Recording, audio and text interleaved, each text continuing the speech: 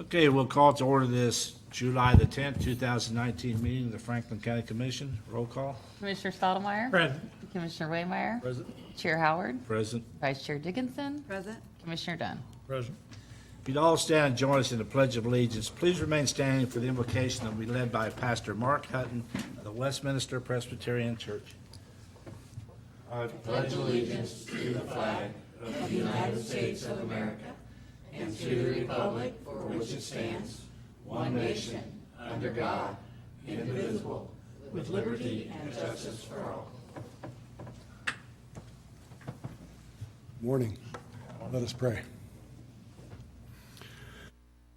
Divine Creator, we give you thanks for the blessing of this day, for the beauty of the sky, for the beauty of your creation, which sings your praises.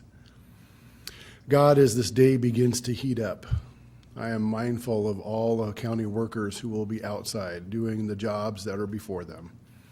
I pray for their safety. I pray for coolness where they can find it.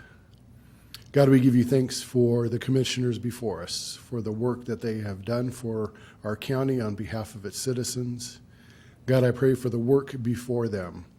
May you grant them wisdom. May you grant them humility. May you grant them a servant's heart. God, we give you thanks for the blessing of being able to live in Franklin County, to serve you here. May we do so with love and compassion. We give you thanks and praise in Jesus' name. Amen. Thank you, Mark. Anything in correspondence, organizational business, Derek?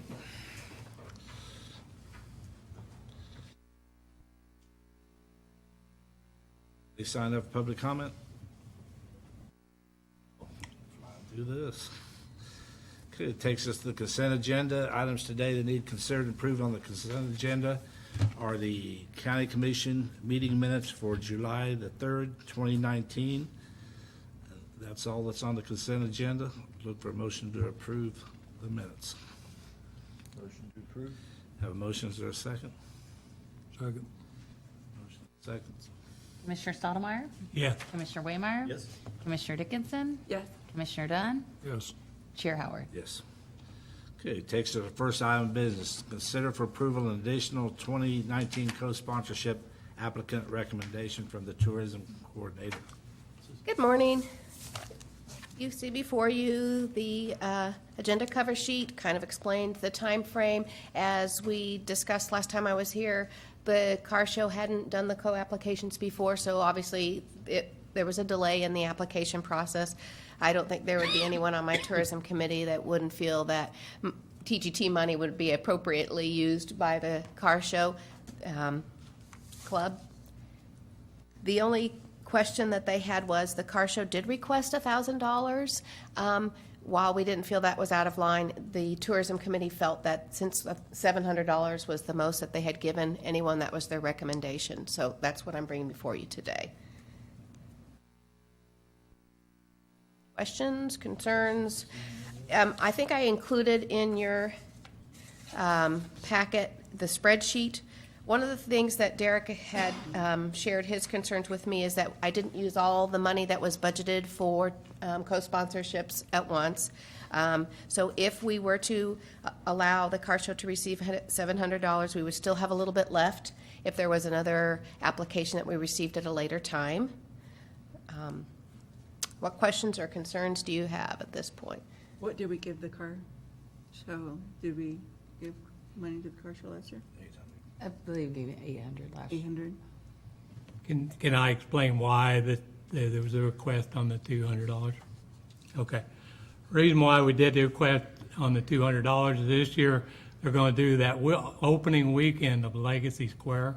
That weekend going to be a big event for Franklin County and Ottawa, and we're wanting to up the transportation to get more people downtown and to Legacy Square that weekend. We've even considered doing away with a couple things we normally do on Friday night just to promote more people come downtown Friday night versus coming down to the park on Friday night. And that's the only reason we increased $200. And I did provide paperwork for all of you so you can kind of, I know especially not everybody on the board was around back and knew the numbers and figures. And Rick brought up an issue, which he is a very valid reason to me. Says, how come you guys give away $50,000 a year and you're asking us for $1,000? Well, I guess it's just an ongoing participation. It's always been that way. I went back and looked through the CDs when this was changed from taking it away from and making it under the county commissioners 100%. And the statement was made by a couple of commissioners. Main reason why they want to divert the money back under their control is so they can support the tourism programs in Franklin County, be able to generate more money for them to operate and exist and keep going. And you got to realize, people don't realize, don't think about it, we're the only organization that doesn't charge admittance. If we charged $1 for everybody that walked through Forest Park, we could bring in an extra $10,000 a year, but we don't. We don't charge entrance fee like some of them do.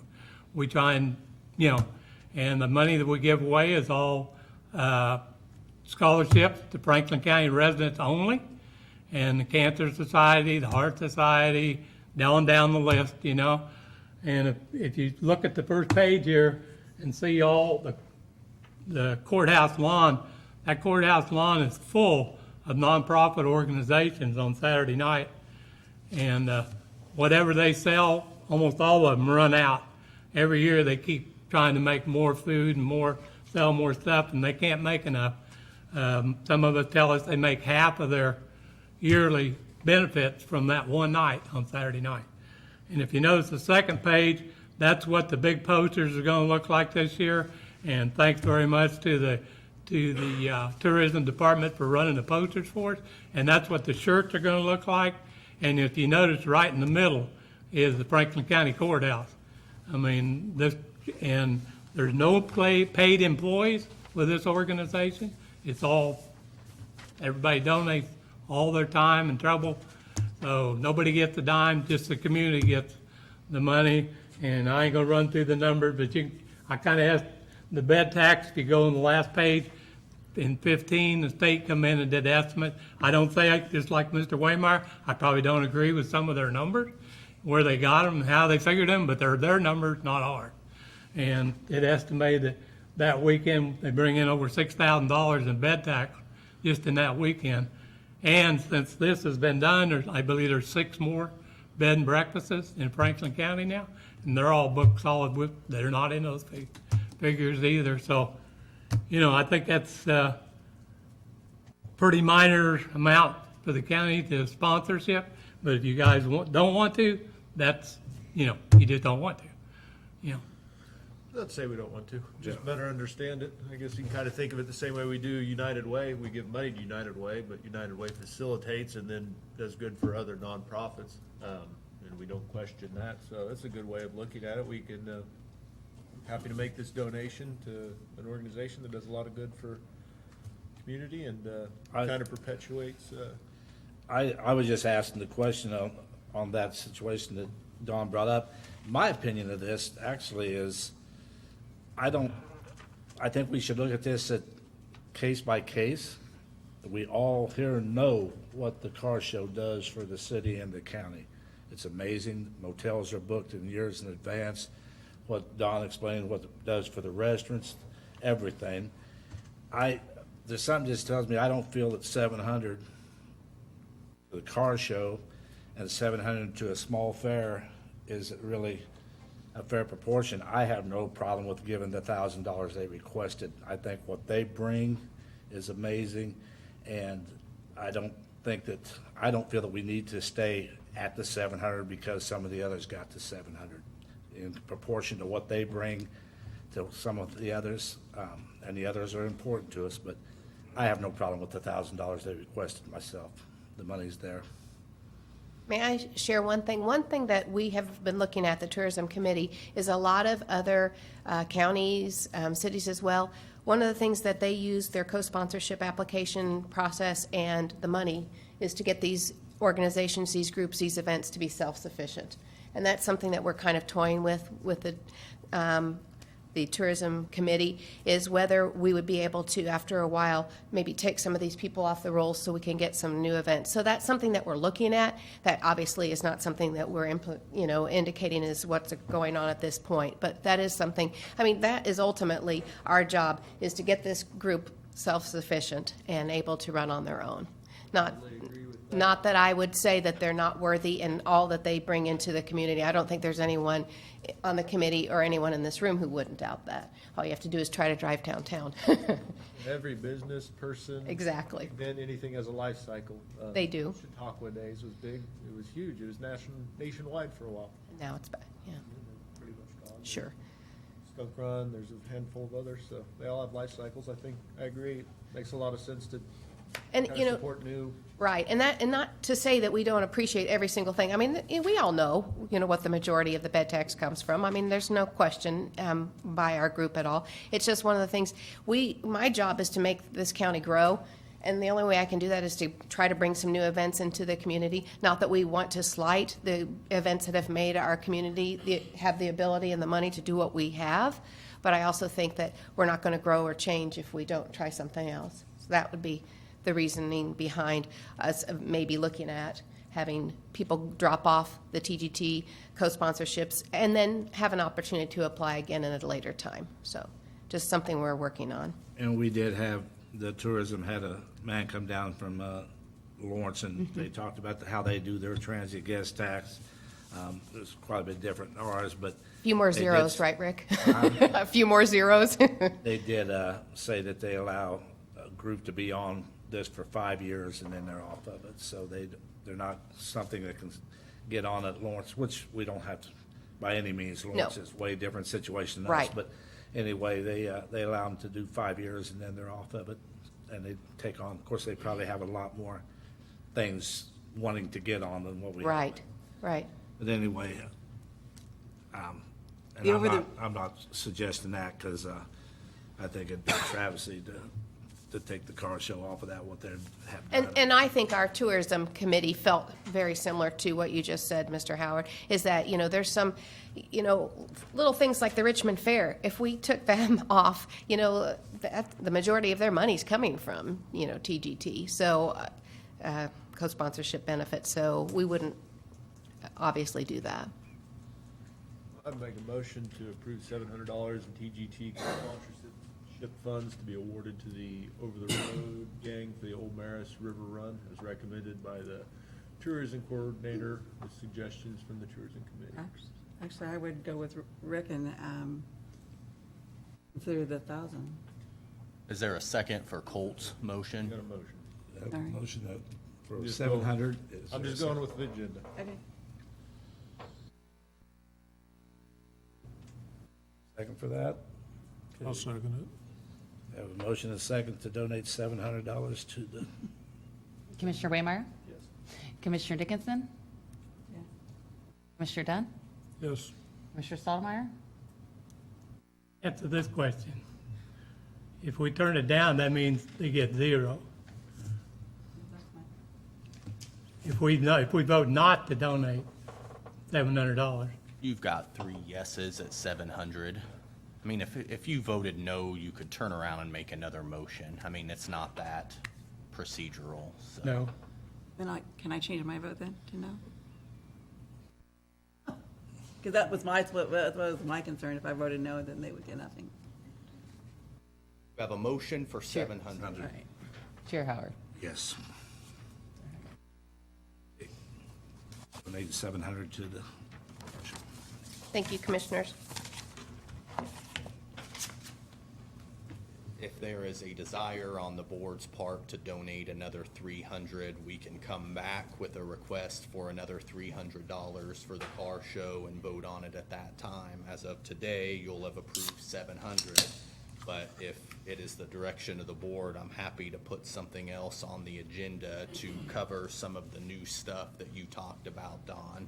I would just need that direction, so I was going to wait, come back at a later time on the other, that's fine. because it's a separate thing. that'll work. Okay. Item number 2. Let's see where we're at here.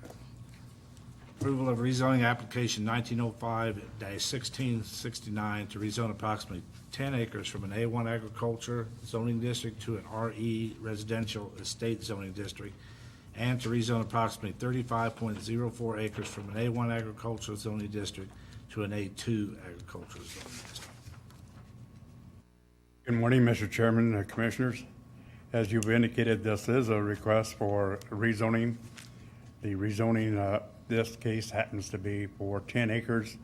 The primary purpose for that is to allow for the refinancing of a new home that was recently placed out on this acreage.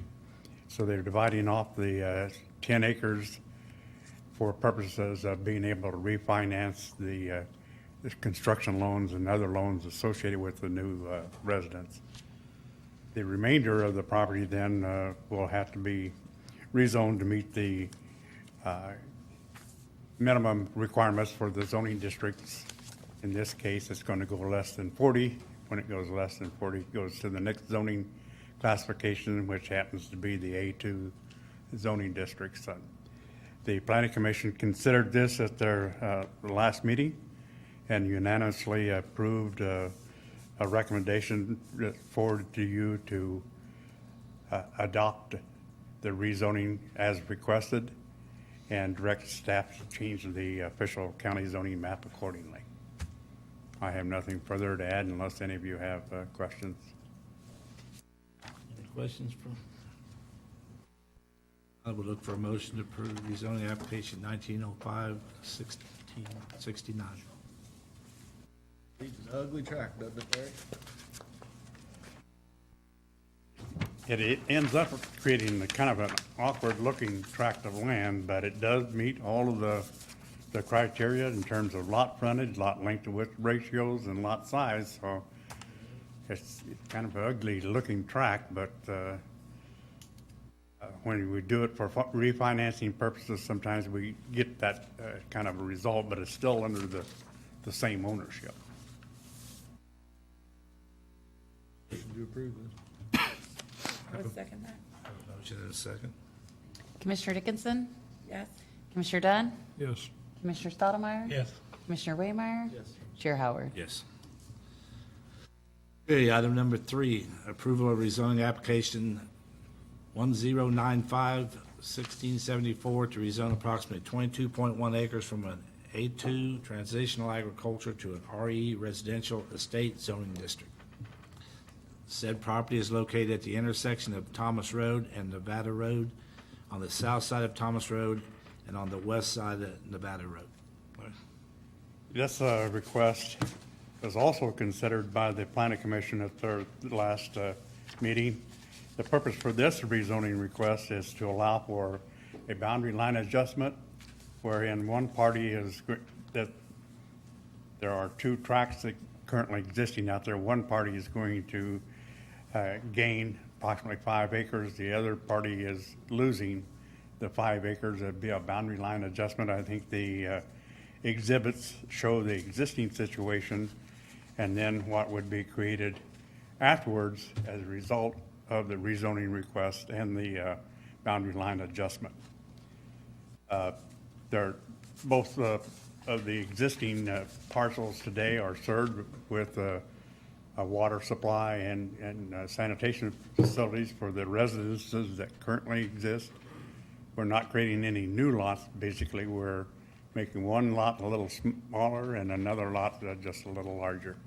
That was the purpose for this, and I think it was something that was promised years ago, but they finally got to the point where they're putting this together. So in order for this conveyance to go through, though, we need to get it rezoned and the boundary line adjustment approved. On this, I would look for a motion to approve rezoning application 1095-1674. I would make that motion. Motion, is there a second? Second. Commissioner Dunn? Yes. Commissioner Stottlemyre? Yes. Commissioner Waymire? Commissioner Dickinson? Chair Howard? Yes.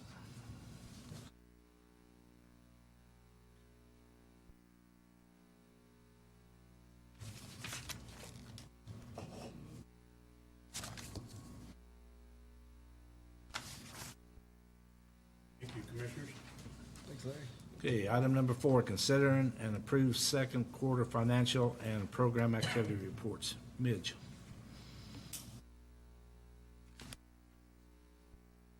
Morning. Second quarter is a solid, steady, client-based quarter. We do a lot of staff training during the second quarter, but we still had a significant number of regular patient visits.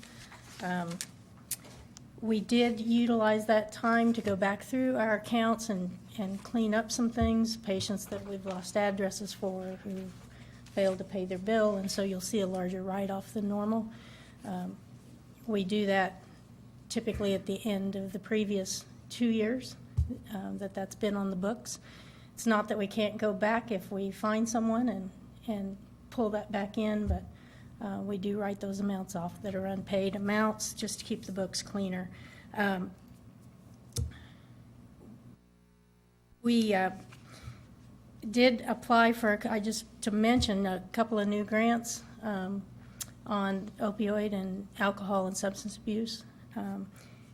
For one for $15,050, and then the Sunflower Grant for the social determinants of health with the Wellsville School District and the City of Wellsville.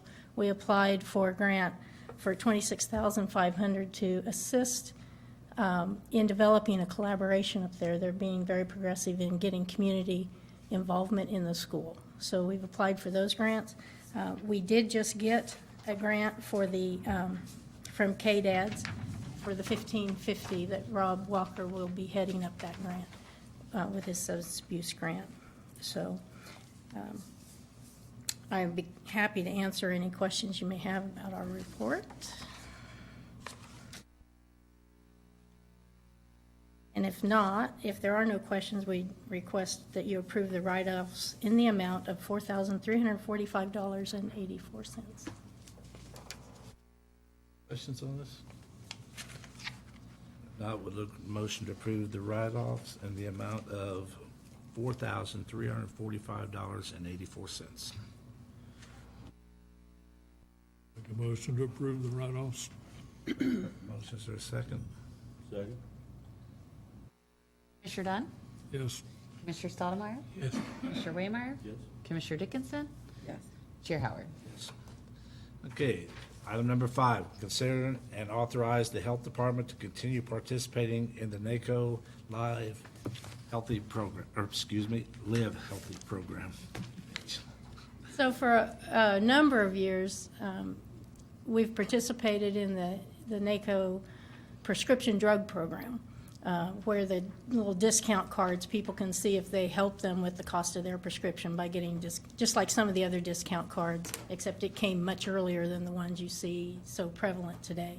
But NACO has expanded that program actually to a subscription program that would allow individuals to get a discount on dental services and medical services with participating providers. I looked at who participated, and we don't have any local dentists that are currently participating, but dental care is a real issue in our county.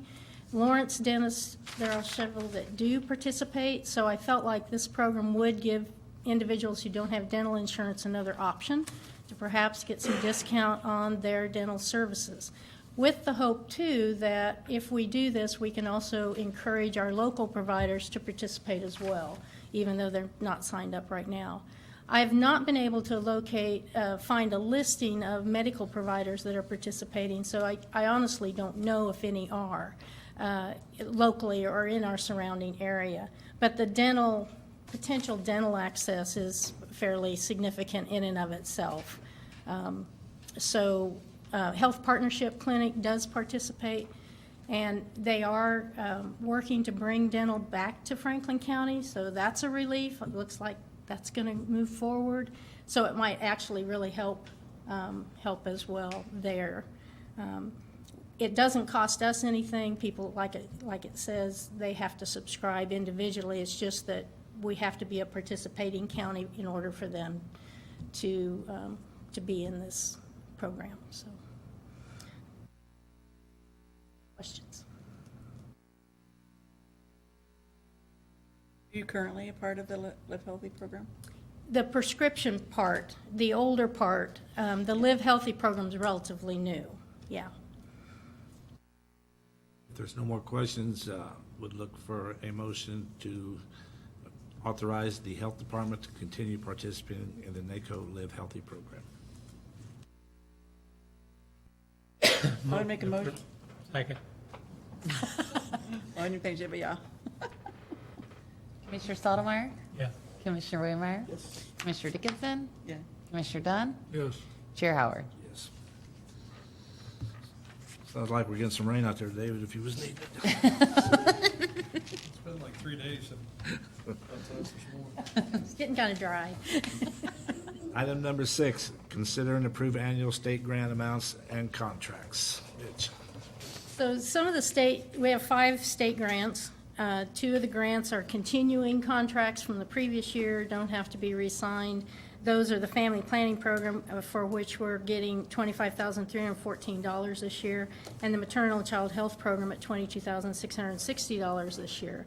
The other 3 programs require additional signatures, or new signatures on a revised contract. The public health emergency preparedness funding is for $22,361. That helps pay salary for attendance and preparation and planning for emergencies.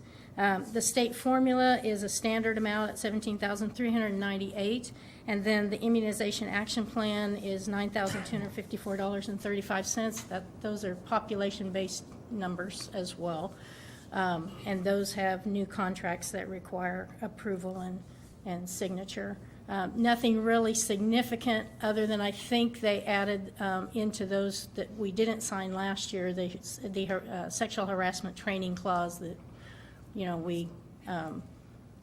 we train and we don't allow sexual harassment to go on. Those types of things are now in this contract. So, answer any questions on those program contracts. How do the numbers compare to previous years? Very much the same. Family planning is a little increased this year, but probably not over a couple $1,000. Yeah. Would look for a motion to approve the annual state grant amounts and contracts. I would make the motion to approve and sign the new KDHE grant contracts for program funding. Motion is there a second? second. Commissioner Waymire? Yes. Commissioner Dickinson? Yes. Commissioner Dunn? Yes. Commissioner Stottlemyre? Yes. Chair Howard? Yes. Thank you very much. Thank you, Catch Mitch. you later.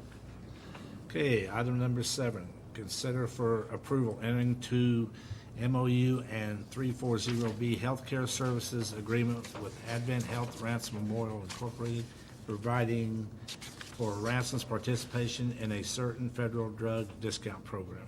Derek? Yeah, you have an MOU and a 340B in front of you.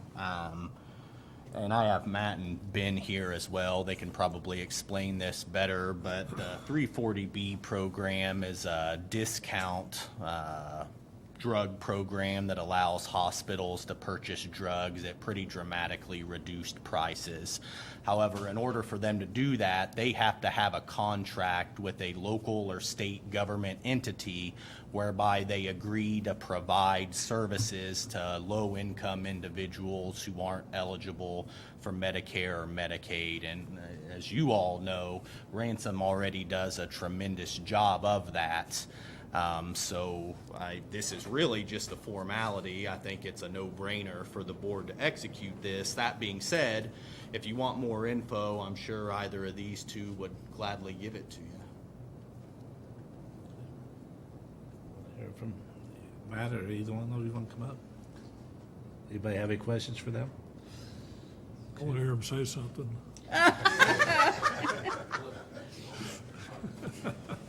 I didn't have any questions. I just wanted to make a comment that I appreciated the fairly seamless transition of the entity with you guys coming in, and I think it's been a good thing for our county.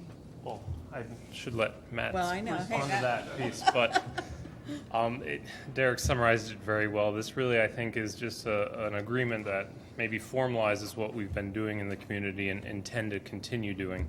And once again, to be eligible for the 40B discount program, it really gives us just a discount on drugs we're already purchasing today at a reduced rate, and because of the fact we're a sole community hospital designated facility with CMS, the Center for Medicare and Medicaid Services, we meet the threshold for providing a certain quantity of care annually to a certain proportion of our patients. And so we now are eligible for that program. So really this, once again, is an agreement that just formalizes, I think, what we already do and intend to continue doing in the community, and really is just support for participation in this program. How long is this agreement for? Is it a yearly thing, or? It's something we have to attest for, and the 340B program we have to test for annually to show that we're continuing to serve this certain portion of the population or our patients or customers. But the agreement should be for, Yeah, there's. I don't think it has a term date on it. No, it doesn't have a hard term date. The MOU indicates you can get out with 60 days notice, but practically, I mean, this isn't really asking the county to do anything, so I can't really see a scenario where it would ever be an issue. Thank you for the 60-day out clause, yes. Any more questions? Appreciate it. Thank you. With that, we'll look for approval entering to the MOU and the 340B Healthcare Services Agreement with Advent Health Ransom Memorial Incorporated, providing for Ransom's participation in a certain federal drug discount program. Motion? Motion to approve? Motion, is there a second? Second? Commissioner Dunn? Yes. Commissioner Stottlemyre? Yes. Commissioner Waymire? Yes. Commissioner Dickinson? Yes. Chair Howard? Yes. Okay, takes us staff reports. Derek? Yeah, Ian, you touched on this a little bit, but that has been an incredibly seamless transition that Ransom has went through. And I think a lot of that can be attributed to a lot of hard work by Matt and his staff.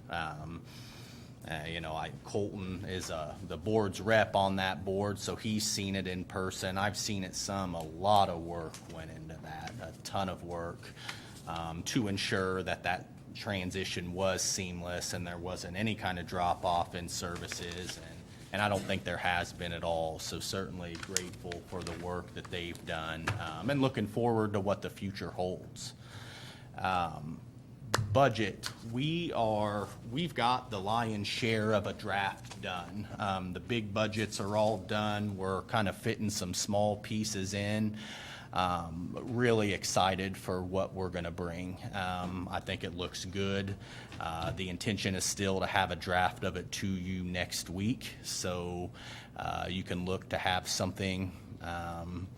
And then, as you know, that will be your opportunity to provide feedback, any tweaks you want to see made, and between the 17th and probably the first week in August is what we shoot for our actual budget hearing. So that'll give us some time to make tweaks, but coming out of our budget meetings, you didn't have a lot of recommendations, so we haven't really done a lot. We're just plugging in the values and other numbers, and we're pleased with the tax rate that's currently being generated. So we'll discuss that more next week. Tax sale, we sent out our second notices on that. Very pleased with the response. We've had a lot of delinquent property owners come in and pay their back taxes, so seems like about every day we have one come in and at least pay a full year off. So you'll note that the coves are going to be on this tax sale, so I get a lot of questions about that, and the intention is still to include those. I think in working with the city, they have a solution this year to hopefully help put those to meaningful use, so look forward to that as well. Couple of things. I talked to David before the meeting.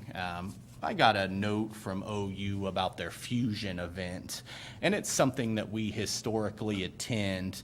And I think events like Fusion and Day on the Job, I think I want to start emphasizing those more. And talking with David, one of the challenges that he's going to have moving forward after he fixes all the catastrophically damaged roads in the county is going to be finding grader operators. That seems to be kind of a dying art a little bit. And we have several, like work at the appraiser's office. You don't find a lot of people that, for whatever reason, want to do that kind of work. And I think having an increased presence at events like this can only help us moving forward. We might not see a payoff immediately, but I think we will. And so if you have any feedback on that thoughts, please share. But I think the current intention is to maybe sponsor at a little bit different level, just so we can, get out there and be seen a little more. So I don't know that I have anything else today, so.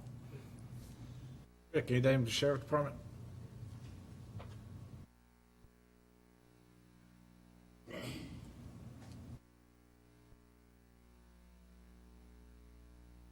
Detox, they are now completed.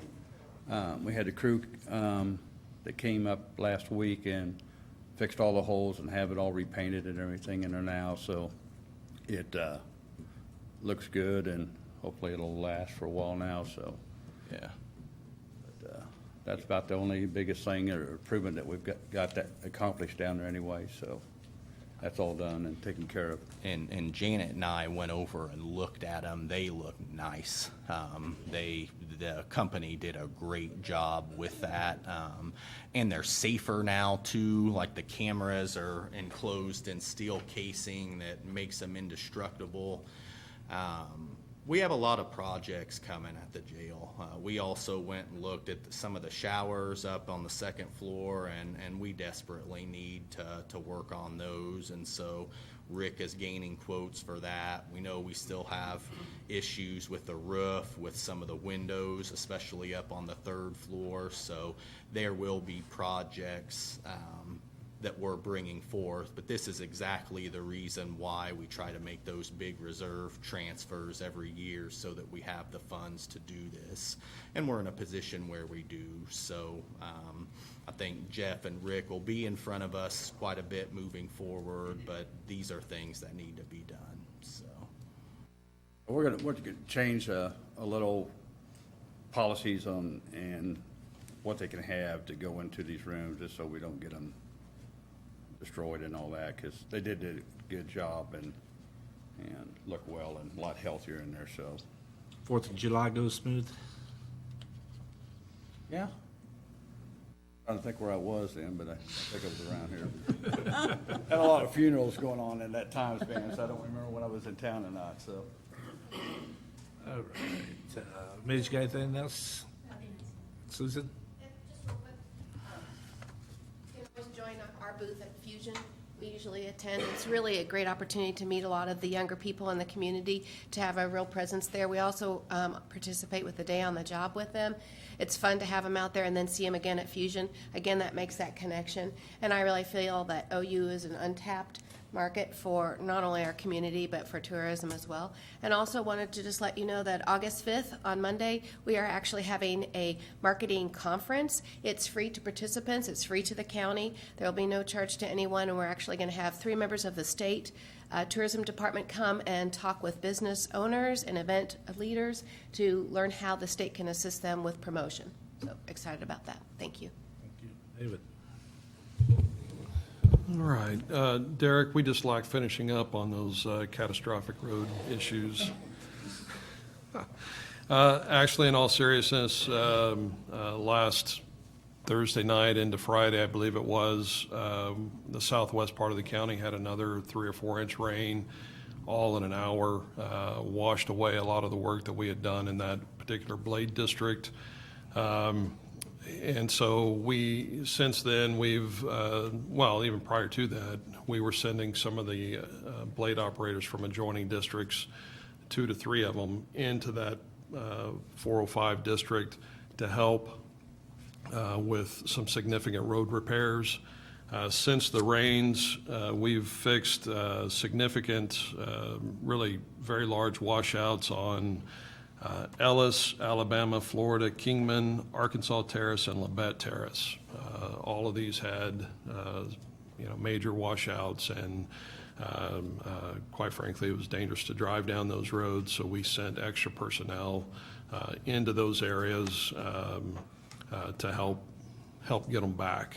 So we've been doing a lot of that, and we'll continue to do a lot of that.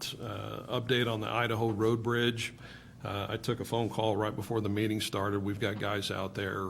We started a couple of days ago trying to, the water's down, but there's still standing water in that area, and so we thought about trying to pump it out and help get it away. I'm not sure how the rains that came through a few minutes ago certainly didn't help that endeavor, but we're trying to get the water away so that we can do a full inspection, have our bridge engineer that we use come down and do a full inspection of that bridge structure. The phone call was to let me know that they're seeing some signs of stress on that bridge and bridge deck that are alarming. It's kind of what we feared, but until the water is completely away and we can really get in there and see what's going on, we don't know. So that road remains closed and will until we have a solution. And once we have a solution, we will begin repairs immediately, whatever that may entail. If we find out that the bridge structure itself is sound, we will start working on the bridge approaches ourselves and get those squared away so that we can get that road reopened as soon as possible. But in the meantime, we still have barricades at 68 and Labette, and then we have barricades closer to that bridge, again, to make sure that nobody can get through there. Additionally, we've added some piles of rock, so there's no physical way that anybody can drive around that to potentially run into these large voids that are on that bridge currently. It's a pretty serious matter, and we're trying to be proactive and find a resolution for it. Additionally, we continue to make repairs all throughout the county. The hard surface roads on Colorado, south of Pomona. We had water running over the road, washed away the east side of the road, the shoulder.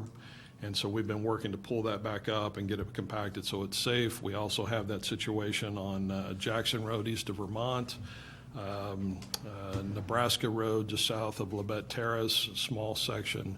So we've got these sorts of things that we continue to work on as well. We still have a lot of debris removal that we're working on as time allows. We have pretty much pushed everything out of the road, and so we have trees and other debris on the sides in the right-of-way that we are trying to get loaded up and hauled away. Thanks to the 4th of July, we are now on litter patrol. Folks shooting off fireworks in the county, leaving all of their firework debris and other trash right where they left it. So we're having to pull folks off of repairing roads to take care of these trash issues that folks in the county have left for us to take care of instead of taking a few minutes and policing it up themselves, which is really pretty disappointing. In addition to all of that, we're still trying to patch potholes, mow right-of-way. We've got 8,000 some odd residents in the county, and they all have driveway entrances. I couldn't venture to guess how many of those have been silted closed because of all the rains and the flooding. So we continue to slowly work on those and crossroad pipes to get those open so that they function properly. It's a huge monumental task, and our folks are working just as hard and fast as they can. A couple of things that just to kind of give you an idea of how I spend my day. We've got two KDOT projects that are getting ready to kick off with Highway 59 and Kingman Road, and then also the Pawnee Road Bridge that's been slated for replacement this year. Both of those should start later this month. We've got pre-construction meetings in the coming weeks on both of those projects. That occupies my time, making sure all the paperwork gets to where it needs to be, and then working with KDOT and the engineers and the contractors to make sure that those projects go smoothly. Been working with the folks out at the landfill. Because of the storms that we've had and the tornado that went through Douglas County, we have taken an awful lot of debris into our construction and demolition landfill portion. And so there was concern that our elevations in the area that we were working were getting too high, so worked with staff to assure them that we're okay there. The fuel tanks out at the shop, working with Hoydale and KDHE, I'm taking on a little bit more of that responsibility to help that endeavor. We're a little bit closer to some resolution. I'll be coming back before you. I've got updated estimates from Hoydale that will need to be approved. I've got to review that information before I come before you, but hopefully next week or the week after we'll be speaking to you more in depth about that. Working with citizens on stream bank erosion issues that we have in the county. As you can imagine, some of the areas we've lost some of our stream banks that are getting close to some of our roads, so we're exploring options to help mitigate that and then plan for long-term health of those stream banks. Continue working with FEMA and KDOT on the documentation. We sent some estimates, or getting ready to send some more estimates into KDOT to hopefully get some federal highway monies to help us with our FAS routes. That's Colorado, and I believe Idaho's on that, and Virginia Road, those types of roads. We've got several subdivisions in the county that, as we have talked in the past, the surface material that was put down on those originally is falling away. So we've got several pretty significant issues that we need to resolve. So I've been working with contractors and others to come up with a solution on that. The equipment list for Road and Bridge, it's pretty long. It hasn't been updated in a while, and so working hard and heavy with staff to update that and to plan for that replacement schedule and to get some ballpark figures so that we can plan accordingly and budget. We just established a Public Works Safety Committee that will focus primarily on our department. If it's successful, we'll be able to maybe enhance what we do countywide, but we're just in the early stages of that. Due to the rains and then the sunshine, I've taken a larger number of citizen calls here the last week or so, and I've been out inspecting roads. I spend a day to a day and a half personally looking at the roads. It helps me to understand what the citizens are going through when I see it for myself. And so I try to get out and look at what's occurring out there just so that I can help communicate both to staff and to the citizens, what the plan is and what folks are seeing and experiencing. So that's kind of in a nutshell. There's a lot going on. I'm hoping that this is just a kind of a small sampling of unusual circumstances. Everybody tells me that this is unusual. I take them at their word, but we heard the rain just a few minutes ago, so we're going to keep plugging away and trying to improve the situation out there. I got one question. I hate to add anything to the plate, but I got a pen, and it's just curious. Has Vance Brothers given you any idea when they may want to being, I know it's, Yeah, don't want to really put pressure on, being they agreed to cut it down half of what they were planning on. That's, I skipped over my bullet point that I had listed for that. The chip seal is scheduled for mid to late August. That's something else that we've got to do between now and then. We've got to travel those roads, and we've got some improvements that we need to make prior to the chip seal program getting underway. But I have been in contact with Vance Brothers, and it's been a few weeks, so I'll check back with them just to make sure that that schedule is still accurate. That's kind of what they told us at the beginning, and a month ago or so, I checked with them, and that's still the same story. I believe they're going to do Princeton at the same time.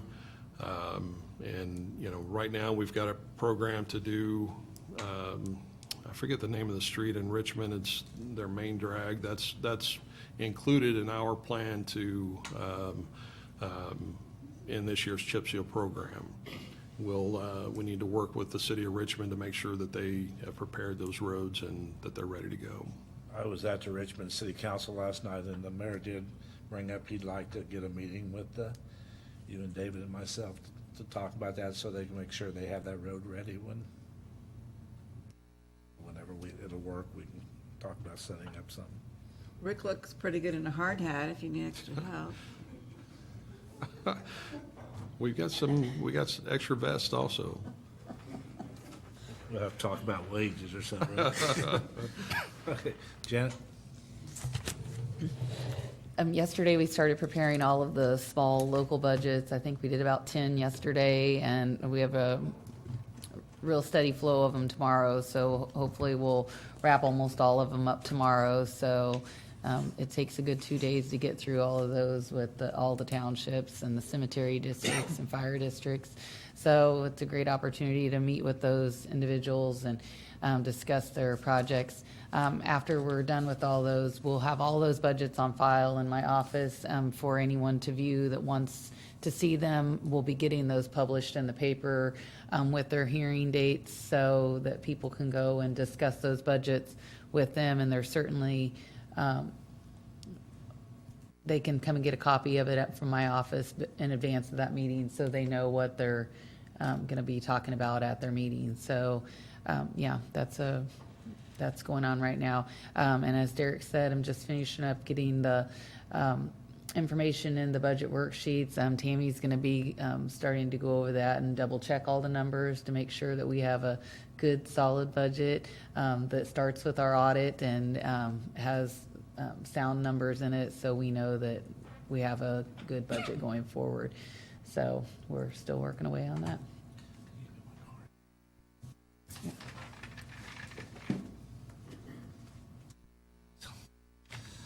Okay, it takes us to commissioner comments and board reports. Helped the Food Policy Council deliver the mobile food pantry last evening. That's about it for me. I didn't attend any meetings, but at church on Sunday, during this Independence Day time, we talked about our freedoms, the freedoms that we enjoy as American citizens. And then somebody said, you know, our freedoms are not really free. You know, someplace along the line, whether it was the legislators or the courts or the voting booths or the battlefield, somebody fought for our freedoms. We need to remember that. We got the Richmond Fair starts tomorrow, and Franklin County Fair is next week. So we got a lot of fairs coming up, a lot of events, a lot of stuff going around Franklin County.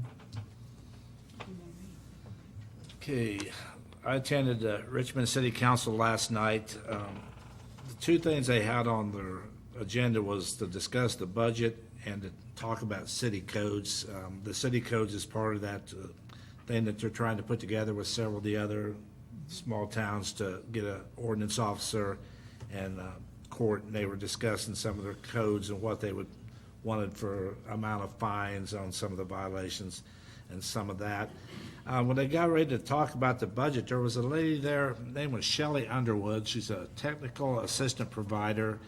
She's with, it says Midwest Assistance Program. I believe that's the company. I have her card here. Basically what it is she has a large area, and this company is federally funded, and this is her area, part of it, and she lives in southeast Kansas. She said she was 2.5 hours away. And what this company does, if it's a small town or city and it's under 10,000 and the average income's under 58,000 for that town, they will help with their budgets, they'll help with their water problems, anything basically a small city has that causes them issues, they will go out and basically help them fix it and take care of it. This lady is technically doing Richmond's budget for them, and there's no cost to the cities. They do it free, it's federally funded. They started talking about the budget. She seemed to know more about their budget, that she'd already gained the information and it was very interesting. And she said they mainly work with clean water systems and try to get their water programs, but they'll do budgets and whatever. She seemed to know quite a bit about the Richmond budget already, just from studying she's done on it. They're having a special meeting on the 22nd. She's coming back and basically helping prepare their budget. So it's kind of I got that card. She wanted Jan to email her contact information, so she may be in contact with you about some of our small towns in the area. So anyway, that's the two things Richmond City Council had on the agenda last night. And like Roy said, Richmond Fair starts tomorrow. It's a pretty nice fair. It's a good time. Go out to it. Next week, we have a commission meeting on Wednesday. We also have a joint luncheon. Looks like Tammy, you got some extra work. Looks like we're hosting that one. So it's on the upcoming events that I see for next week. Anything else? That following Monday, we're going to have a study session. We're going to talk about, I know this is something that's come up with the board several times, we're going to talk about our JDC that day and the viability of it moving forward. I've already got my JDC director and Tammy preparing a presentation, so that's the intention then. And then we've also talked about potentially having a communications position, and that's something I'm working with the entire team on, and we may very well discuss that day as well. So I would plan on having a study session, not next Monday, but the following. So. 22nd, a study session. Okay, if nothing else, we'll look for a motion to adjourn. Oh, hold on. I forgot to mention that a couple of agenda items that will be coming up. The federal fund exchange is something that we do every year where we get a certain amount of funds back from the state. I'll be bringing that to you hopefully next week. And then we've also got a motor grader that the hours are up on it, so we'll be going through the process to trade that in and get another one. So I hope to have all the paperwork and whatnot wrapped up and brought to you here soon as well on that. I just forgot to mention it earlier. I got one other thing. The $300 that we talked about for Over the River gang, I'd be glad to support it if it comes up again. I think any organization that tries to expand the event, like expanding over to Legacy Square with things going on there, I think we ought to support it. So I could support. And I was under the impression that's going to be brought up again, right? Later on. Say it again. That's going to be brought up again. About Using the lawn and the trash pickup, yeah. Okay. All right. We'd look for a motion to adjourn. Lou. Have a motion, is there a second? Second. All in favor? Aye. All opposed? We're adjourned.